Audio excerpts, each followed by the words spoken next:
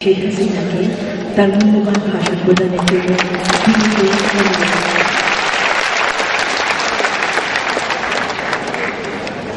সুধীমণ্ডলী, মাননীয় প্রধানমন্ত্রী,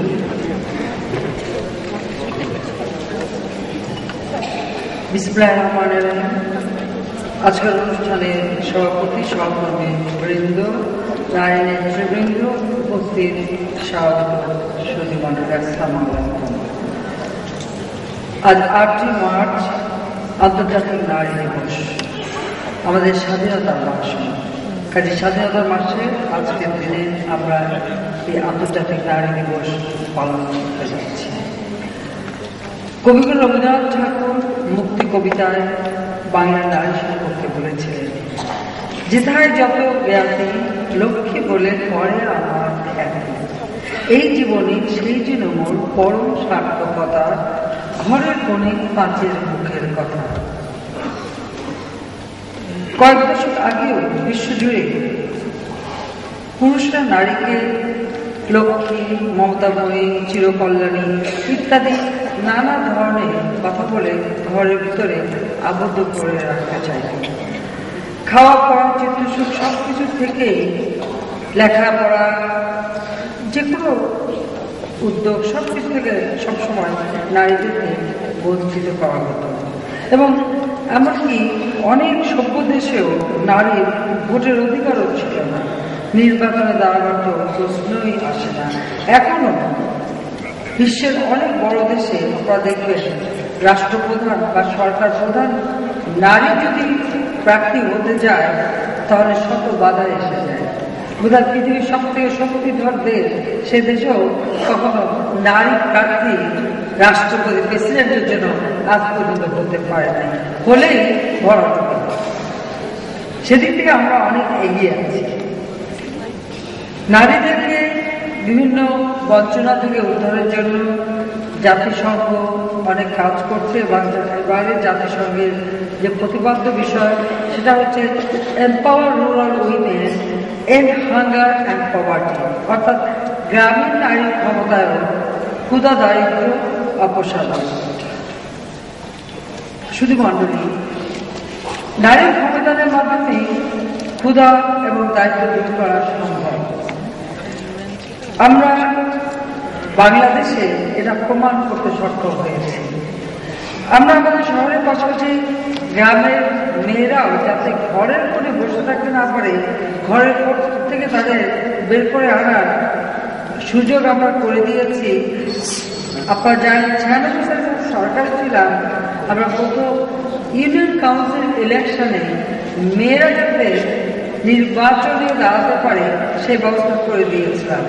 অনেক বাধা এসেছিল, তাদের কোনো সন্দেহ নেই। জামাত ইসলামী সহ অনেক দল বাধা দিয়েছিল, পারিবারিকভাবেও বাধা আসতে শুরু করে, কিন্তু একটা পর্যায়ে সে বাধা অতিক্রম করে ওই সময় 45,000 নারী প্রার্থী হয়েছিল 12,000 পদের জন্য। এই প্রথম মেয়েরা বেরিয়ে আসলে ঘর থেকে, এবং চমৎকার একটা দৃশ্য আমার এখনো মনে পড়ে যে প্রথমে যারা বাধা দিয়েছিল পরবর্তীতে দেখা গেছে যে মেয়েরা নির্বাচনে প্রার্থী হয়ে ঘরে ঘরে প্রচারণা চালাচ্ছে। শ্বশুর, ভাসুর, স্বামী থেকে শুরু করে ভাই, ব্রাদার, পিতা কুপি বাতি নিয়ে সবাই পিছনে পিছনে রাস্তায় রাস্তায় হেঁটে হেঁটে রাত্রেবেলা ভোট চাইছে।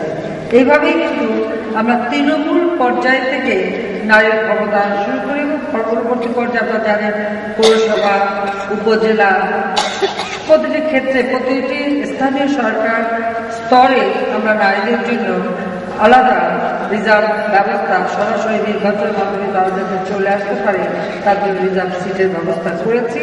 এখন সব ক্ষেত্রে বিশেষ করে স্থানীয় সরকার পর্যায়ে নারীরা বিশেষ ভূমিকা রেখে যাচ্ছে। আমাদের নারীদের যে ক্ষমতা, তার যে প্রমাণ এটা আমরা পেয়েছি। আপনারা জানেন কিছুদিন আগে জাতিসংঘের মহাসচিব বান কি মুন ঢাকায় এসেছিলেন এবং তিনি ঢাকায় এসে তার মুখে তিনি বলেছিলেন যে বাংলাদেশের নারীর অগ্রযাত্রা তিনি প্রশংসা করেন এবং বাংলাদেশকে নারীর ক্ষমতায়নে একটা মডেল হিসেবে তিনি ঘোষণা করে গেছেন। আমরা সবসময় বিশ্বাস করি যে একটা সমাজে অর্ধেকের বেশি বলতে গেলে নারী, কাজে সে অর্ধেককে উন্নত না করে অবহেলা করলে পরে একটা সমাজ কখনো গড়ে উঠতে পারে না। শরীরের একটা অঙ্গ যদি প্যারালাইসিস থাকে, তার একটা অঙ্গকে কিন্তু ঘুরিয়ে ঘুরিয়ে চলতে হয়। তাহলে সমাজেও নারী পুরুষের সেই অবস্থায় যদি আমরা নারীদেরকে সেইভাবে শক্তিশালী না করি বা কর্মের সুযোগ করে না দিই, তাহলে সমাজটা ঘুরিয়ে ঘুরিয়ে চলবে। সে কারণেই বাংলাদেশ সবসময় মনে করে যে নারী ক্ষমতা এবং নারীকে সর্ব কাজেই তার সুযোগ করে দেওয়া একান্তভাবে প্রয়োজন। ইতিমধ্যে আপনারা শুনেছেন যে আমরা কিন্তু নারী ক্ষমতায়নে পত্রিকাতে যেখানে যেখানে আগে নারীরা যে কখনো যেতে পারবে এটাই চিন্তা করতো না, আমরা কিন্তু তা করেছি। আমরা যেমন প্রথম প্রাথমিক শিক্ষক নিয়োগের ক্ষেত্রে 60% নারী শিক্ষক নিয়োগ হবে। আমরা কিন্তু সেই ব্যবস্থাটা গত আমলেই করে দিয়েছিলাম। আমরা চাকরির ক্ষেত্রেও জাতির পিতা স্বাধীনতা পর নারীদের জন্য 10% কোটা নির্দিষ্ট করে দিয়েছিলেন। আমাদের দেশে কখনো কেউ ডিসি, এসপি, টিওনো, ইওনো অথবা থানার ওসি হবে এটা কল্পনাই করতে পারি না। আমার মনে আছে প্রথম যখন আমি একজন নারী সচিব করতে গেলাম, অনেক বাধা আসলো। বাপখানে এমন নারীরা আবার সচিব হয়ে কিভাবে চলবে, কিভাবে কাজ করবে, তারা পারবে না। কিন্তু আমি কিন্তু প্রথম এই দেশে নারীকে সচিব পদে পদোন্নতি দেই এবং আমার কথা ছিল যে আমি কোনো ফাইল সই করবো না যদি সেখানে কোনো নারীর নাম না থাকে। সিরিয়াল দেখায়, সেখানে বলে দিচ্ছিলাম যে এই সিরিয়াল আলাদা হবে, মেয়েদের সিরিয়ালে পড়বে, একসাথে হবে না। যাও, এখন আর সে বাধা নাই, এখন নারীরা কিন্তু সমানভাবে এগিয়ে যেতে পারছে। প্রথম ডিসি, এসপি করলাম, পুলিশের এসপি মহিলা হবে এটা তো কল্পনাই কেউ করতে পারেনি। মেয়েরা আবার এসপি হয়ে কিভাবে করবে। কিন্তু দেখা গেল যে আমি যখন এসপি করলাম, আমার মনে হচ্ছে মুন্সিগঞ্জে আমরা এসপি পদে যাকে দিলাম, প্রথমে যে এসে একটা ডাকাত ধরে একটা দৃষ্টান্ত স্থাপন করলো। এরপরে আমি এই ব্যাপারটা আবার এসপি আমাদের ঢাকা শহরে আমরা ওসিও মহিলা করে দিয়েছিলাম। এই ক্যান্টনমেন্ট মানে প্রথম মহিলা ওসি আমরা নিয়োগ দিই। অর্থাৎ আপনারা যদি একটু বিচার করেন, আওয়ামী লীগ সরকার ক্ষমতা আসার পর নারীদের জন্য প্রতিটি ক্ষেত্র উন্মুক্ত করে দিয়েছে। হাইকোর্টে কোনো নারী বিচারক ছিল না। আমাদের সরকার প্রথম আমি হাইকোর্টে, বিশেষ করে হাইকোর্ট ডিভিশনে নারী বিচারক দিলাম। এবারে অ্যাপিলেট ডিভিশনে, কারণ বাংলাদেশের অ্যাপিলেট অর্থাৎ উচ্চ আদালতে নারী কখনো যেতে পারবে এটা কখনো চিন্তা বাইরে ছিল। আমি মহামান্য রাষ্ট্রপতিকে অনুরোধ করলাম যে অন্তত একজন নারী যিনি অ্যাপিলেট ডিভিশনে যায় এবং তিনি কথা রাখেন প্রথম অ্যাপিলেট ডিভিশনে নারী। অর্থাৎ প্রতিটি ক্ষেত্রেই কিন্তু আমরা নারীদের এবং রাষ্ট্রদূত হিসেবেও আমাদের নারীরা সব থেকে, আমি বলবো আমাদের যতজন রাষ্ট্রদূত এখন বিদেশে আছে, দক্ষতার দিক থেকে আমাদের নারী রাষ্ট্রদূত সব থেকে ভালো কাজ করছে, এতে কোনো সন্দেহ নেই। আমাদের প্রতিবন্ধী মেয়েদের, শিশুদের জন্য আমাদের সরকার বিভিন্ন কর্মসূচি হাতে নিয়েছে। সেটাও আপনারা জানেন যে তাদের প্রতিবন্ধী এবং অটিস্টিক শিশু, তাদের শিক্ষা দীক্ষা, বিভিন্ন ট্রেনিং, তাদের স্বাস্থ্যসেবা, সেদিকে আমরা বিশেষভাবে নজর দিচ্ছি এবং বিভিন্ন প্রশিক্ষণের ব্যবস্থা আমরা করে যাচ্ছি। আমরা সবসময় মনে করি যে নারীদের এগিয়ে আসতে হবে। কেউ আমাদের সুযোগ করে দেবে ওই দাবি করে চিৎকার করে কোনো লাভ নাই। নিজেদের অধিকার নিজেদের আদায় করে দিতে হবে। কাজী নজরুল ইসলাম নারী কবিতায় তিনি লিখেছেন যে সাম্যের গান গায় আমার চোখে তনুশ্রমণী কোনো ভেদাভেদ নাই, বিশ্বে যা কিছু মহান সৃষ্টি চিরকল্যাণকর, অর্ধেক তার আনিয়াছে নারী, অর্ধেক তার। আমরা এটা বিশ্বাস করি। আর সেই বিশ্বাস থেকেই আমাদের নারীদেরকেও এগিয়ে যেতে হবে। জাতির পিতা আমাদের যে সংবিধান রচনা করেছেন স্বাধীনতার পর মাত্র 9 মাসের মধ্যে তিনি একটি সংবিধান উপহার দিয়েছিলেন। সেই সংবিধানের 19 অনুচ্ছেদে সর্বস্তরে নারীর অংশগ্রহণ ও সম সুযোগ নিশ্চিত করার নির্দেশ তিনি দিয়ে গেছেন। অর্থাৎ সাংবিধানিকভাবে নারীর অধিকার জাতির পিতা নিশ্চিত করে দিয়ে গেছেন আমাদের জন্য। আমাদের নারী জাগরণে অনেক পথিকৃত রয়েছে। সেই অতীত যুগে বেগম রোকেয়া থেকে শুরু করে বর্তমান মানে নিকট অতীতে কবি সুফিয়া কামাল সহ অনেকের নাম আমরা নিতে পারি যারা আমাদের পথ দেখিয়ে গেছেন কিভাবে নারীর অধিকার আদায় করতে হয়। আমরা জাতীয় সংসদে আমরা নির্বাচনের রেজাল্টের জন্য একটা হিসাব নিই।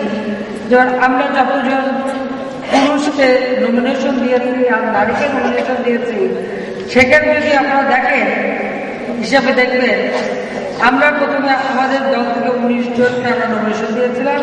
মহাজন করতে যে 2টি সিট বাদ দিতে হয়, তো 17 জন না, একটা সিট আমাদের বাদ যায়, তার মানে 18 জনের মধ্যে 17 জনই সরাসরি ভোটে জয়ী হয়ে আসে। আর অন্যান্য দলের যারা আমার মনে হয় যে ভোটটা দিয়েছে তারাই হয়েছে। আমাদের বিরোধী দলের নেত্রী তিনিও জিতে এসেছেন। জাতীয় পার্টি থেকেও বোধহয় সেখানে সরাসরি একজন বেগম রওশন এরশাদ তিনি জয়ী হয়েছেন। অর্থাৎ 19 জন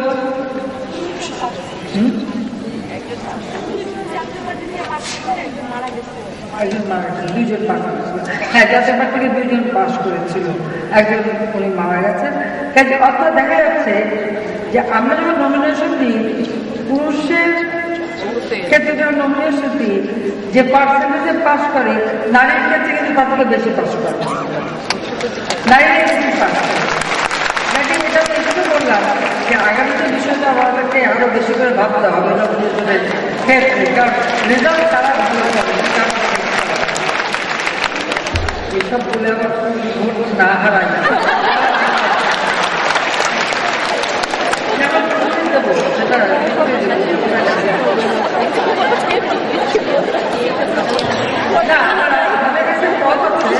সেটা ঘরে ভাব ভাবনা বন্ধ হয়ে যায়। আমরা নারীদের ক্ষমতায়নের উপর অনেক কাজ করেছি, ইতিমধ্যে আপনারা শুনেছেন। কাজে আমরা গ্রামীণ মেয়েদের বিভিন্ন সুযোগ সুবিধা করে দিচ্ছি। এছাড়াও মেয়েদের জন্য আমরা বিশেষ করে বাচ্চাদের জন্য বিভিন্ন জায়গায় ডে কেয়ার সেন্টার করে দিচ্ছি। সেক্রেটারিয়েটের প্রথম ডে কেয়ার সেন্টার আমি 96 সালে যখন সরকারি ছিলাম তখন করে দিই, কারণ শিশুদেরকে বাড়িতে অরক্ষিত অবস্থায় রেখে এসে মায়েরা কাজ করে বা বাবারা কাজ করে সবসময় চিন্তা। সেই জন্য প্রতিটি সরকারি প্রতিষ্ঠান, বেসরকারি প্রতিষ্ঠান সব জায়গায় আমরা উৎসাহিত করছি যাতে ডে কেয়ার সেন্টার গড়ে ওঠে, এবং সরকারের পক্ষ থেকে আমরা অনেকগুলি ডে কেয়ার সেন্টার করেছি। আমাদের মহিলা কর্মীরা যারা যেমন গার্মেন্টস সহ বিভিন্ন ইন্ডাস্ট্রিতে চাকরি করে, তারা বস্তিতে মানবিক জীবনযাপন করে। একটি গৃহ তহবিল নামে একটি তহবিল আমরা করেছি, সেখান থেকে আমরা খুব অল্প সুদে টাকা, ঠিক শুধু না, এটা সার্ভিস চার্জ দেওয়া হয়, মাত্র 1% সার্ভিস চার্জ। এবার আমি নির্দেশ দিয়েছি সেখানে সার্ভিস চার্জটা একটু বাড়ানো, বিভিন্ন প্রতিষ্ঠান যেমন গার্মেন্টসের যে প্রতিষ্ঠান আছে বা অন্যান্য ইন্ডাস্ট্রিয়াল সেক্টরের যে সকল প্রতিষ্ঠান আছে, তারা যদি ওই বিহার তহবিল থেকে টাকা চায়, আমরা মেয়েদের জন্য হোস্টেল বা ডরমিটরি নির্মাণ করা, তাদের থাকার ব্যবস্থা করা, এটার জন্য আমরা সেই ঋণ দেব। অর্থাৎ আমাদের মেয়েরা একটু মানবিক জীবনযাপন করে বস্তিতে থাকবে, আর তারা এখানে কাজ করে, তাদের জন্য ভালো ব্যবস্থা এবং কর্মজীবী মহিলাদের জন্য হোস্টেলের ব্যবস্থা। এটা আমরা 96 সাল থেকে আমাদের সমাজ কল্যাণ মন্ত্রণালয় এবং মহিলা ও শিশু মন্ত্রণালয় থেকে বিভিন্নভাবে পদক্ষেপ নেওয়া হয়েছে। এবারেও মহিলা শিশু মন্ত্রণালয়ের উদ্দেশ্য যে যাদের হয় বিধবা হয়ে গেলে পরে না বাপের বাড়িতে জায়গা হয়, না স্বামীর বাড়িতে জায়গা হয়, কিন্তু তার কাছে কোনো টাকা পয়সার একটা ইনকামের সুযোগ থাকে বা হাতে যখন টাকা আসবে সবাই স্বাধীনতা করবে, সবাই রাখবে এবং অনেক সামাজিক সমস্যা সেখানে দূর হবে আর মেয়েরা অবহেলার শিকার হবে না। সেদিকে লক্ষ্য রেখেই এই ব্যবস্থা আমরা করেছি এবং আমরা সবসময় উৎসাহিত করছি মেয়েদেরকে অর্থনৈতিকভাবে স্বাবলম্বী হওয়া, কারণ অর্থনৈতিক স্বাধীনতাটাই হচ্ছে নারীর ক্ষমতায়নের সব থেকে বড় হাতিয়ার। এই জন্য নারী উদ্যোক্তা গড়ে তোলা, সেদিকে আমরা বিশেষ ব্যবস্থা নিচ্ছি। এসএবি ফাউন্ডেশন থেকে আমরা যে ঋণ দেই সেখানে নারী উদ্যোক্তাদের জন্য বিশেষ সুবিধা দেওয়া হয়। খুব বিস্তারিত না বলাই ভালো, পুরুষরা শুনলে আমার হিংসা করতে পারে। কিন্তু আমি মেয়েদের বলবো যে আপনারা অনেক বেশি সুবিধা পাবেন। মাত্র কিছুদিন আগেও আমি যখন বাংলাদেশ ব্যাংকের গভর্নরের সাথে কথা বলছিলাম তখন এই ব্যাপারে অনেক আলোচনা হয়েছে। কিন্তু আমরা বিষয় দিচ্ছি। আর একটা কথা হচ্ছে যে লেখাপড়া শিখে শিক্ষিত হলে, অর্থনৈতিকভাবে স্বাবলম্বী হলে পরিবারেও একটা মূল্য বাড়ে। যে কোনো সিদ্ধান্ত দিলে সেই সিদ্ধান্তটাও সকলে গ্রহণ করে। এমনকি আমরা যে আশ্রয় প্রকল্প করেছি সেখানেও কিন্তু আমরা যেখানে এমনকি একটা বিবাহিত পরিবারকে যখন ঘর দেয় স্বামী স্ত্রী দুজনের নামেই থাকে, কিন্তু সেখানে আবার একটা শর্ত আছে যে যদি কোনো কারণে এই বিবাহ বিচ্ছেদ হয় তাহলে ওই ঘরটার মালিক ওই নারী হবে, পুরুষ হবে না। সেটুকু আমরা করে দিয়েছি। কাজে আমরা চাচ্ছি আমাদের সমাজের সর্বস্তরে মেয়েদের সব রকম কর্মসংস্থানের সুযোগ পায়। এতে আমি মনে করি আমাদের সমাজটা দ্রুত গড়ে উঠতে পারবে। আমি ধন্যবাদ জানাই যে আমরা জাতিসংঘের একটা প্রতিপাদ্য বিষয় নারী দিবস হিসেবে আছে, কিন্তু সাথে সাথে বাংলাদেশও একটা প্রতিপাদ্য বিষয় গ্রহণ করেছে। সেখানে বলা আছে যে বাংলাদেশের যে প্রতিপাদ্য বিষয় সেটা হচ্ছে কিশোরী তরুণী বালিকা মিলাহাতা গড়ে তোল সমৃদ্ধ ভবিষ্যৎ। কাজে এটাও আমি মনে করি অত্যন্ত গুরুত্বপূর্ণ। কাজে আমি শুধু এইটুকু বলবো যে আমাদের দেশে মেয়েদের কর্মসংস্থানের জন্য আরেকটি ক্ষেত্র আমরা উন্মুক্ত করেছি, সেটা হচ্ছে তথ্য প্রযুক্তি। আপনারা জানেন যে আমাদের প্রায় 4,500 একটা ইউনিয়নে আমরা তথ্য সেবা কেন্দ্র খুলে দিয়েছি। সেখানে কিন্তু অনেক মেয়েদের কর্মসংস্থানেরও সুবিধা হচ্ছে। মেয়েদের কাজ শুধু মেয়ে না, সেখানে নারী সকলের জন্য। যেমন এমনকি একটা ইউনিয়নে বসে ঢাকায় মধ্যে বলতে হবে সেখানে ওখানে বসেই পেয়ে যাবে। আমরা ব্যাংকিং সিস্টেম, ই ব্যাংকিং সিস্টেম করছি। চিকিৎসা সেবার জন্য কমিউনিটি হেলথ কেয়ার সেন্টার করে দিয়েছি এবং মোবাইলের মাধ্যমে উপজেলা থেকে চিকিৎসার সুযোগ পাচ্ছে। এই যে কমিউনিটি হেলথ কেয়ার সেন্টার, ঘরের কাছে মেয়েরা যে চিকিৎসা পেতে পারে। এখন আর কর্মরত কেউ বসে থাকতে হবে না যে কখন স্বামী বা শ্বশুর বা বাবা বা ভাইকে খবরে নিয়ে যাবে চিকিৎসার জন্য, তার জন্য তাকে বসে থাকতে হবে না। এমনকি তার বাচ্চা হওয়ার সময় সেফ ডেলিভারি যাতে হয় তার উদ্যোগ আমরা সেই কমিটি ক্লিনিকে নিতে পারবে। তাছাড়া আমরা মিড ওয়াইফ ট্রেনিংয়েরও ব্যবস্থা নিচ্ছি। সমাজের যারা একটু বয়স্ক মহিলা তাদেরকে ট্রেনিং দেওয়া, যাতে যারা ঘরে বসে বা সন্তান প্রসব করবে তারা যেন সঠিকভাবে সঠিক সেবাটা পেতে পারে, সেই উদ্যোগটাও কিন্তু আমরা গ্রহণ করেছি। তাছাড়া ওয়েবসাইটের মাধ্যমে বা ইন্টারনেটের মাধ্যমে চিকিৎসা সেবার ব্যবস্থা আমরা নিচ্ছি। আমাদের সবচেয়ে বড় কথা হলো যে 9 মাস মা সন্তানকে ধারণ করবে আর পরিচয় লেখার সময় শুধু বাপের নাম থাকবে আর মায়ের কষ্টের কথা রাত জেগে জেগে বাচ্চা পালবে আর মার নাম থাকবেই না, এটা করতে পারে না। আর ইসলাম বলেছে মায়ের পায়ের নিচে বেঁধে অথচ মার নাম নাই। আমরা কিন্তু সন্তানের পরিচয় বাবার সাথে মায়ের নামটাও যুক্ত করে দিয়েছি। গত বছর ছিলাম তখনই করেছি, আপনারা তা জানেন। কাজে আমি এটুকুই বলবো যে আমরা ইতিমধ্যে আমরা ইফটিজিং রোধের মোবাইল ফোনের মাধ্যমে ব্যবস্থা নিয়েছি।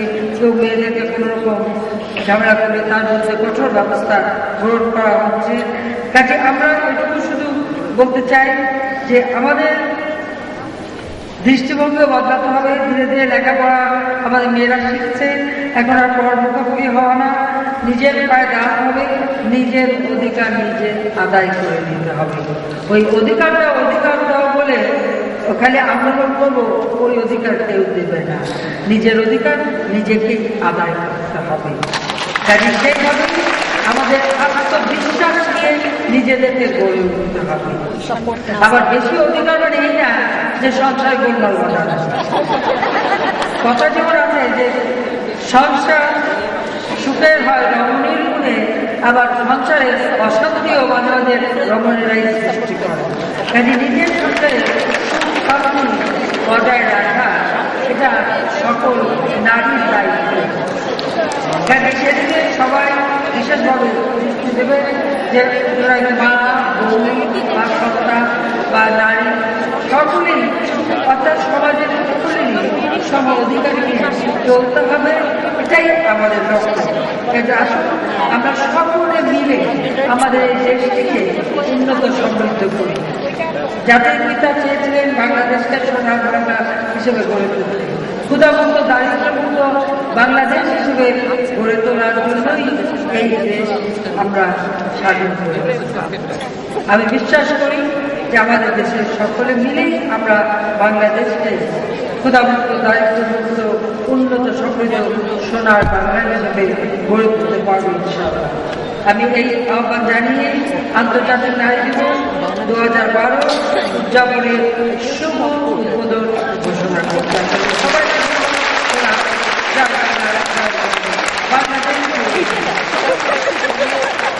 ধন্যবাদ।